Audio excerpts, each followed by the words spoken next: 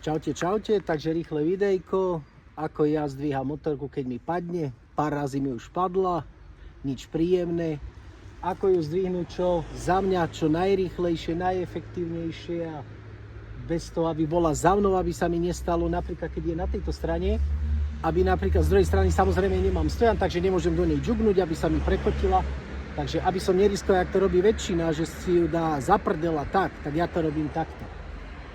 Mám tam zaradenú jednotku, aby sa nestalo, tiež sa mi ju stalo niekoľkokrát, že nemáš tam zaradenú rýchlosť, vždy si zaraď rýchlosť, môže sa ti to stať v teréne, tu sme ešte na dobrých podmienkach skúšobných, celkom rovný asfalt, ale už sa mi stalo, že motorka bola nezabrzdená, alebo teda nebola tam rýchlosť a motorka mi sklzla dole, jo?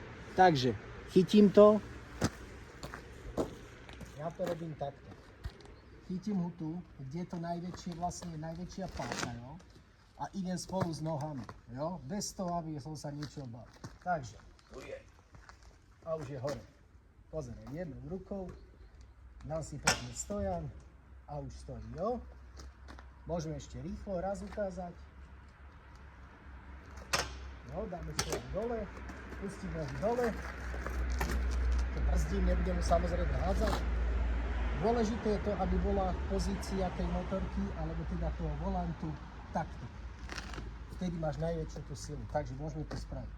Jednou rukou, druhou si pomáham, ale idem do noh, vyvalené, chytím si ju, dám na stojan, vymalovaný.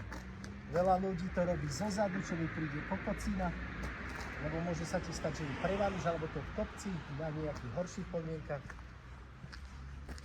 Mám len voľakých 83 kg, výška 173 cm, motorka váži voľakých 247 kg. Takže tak.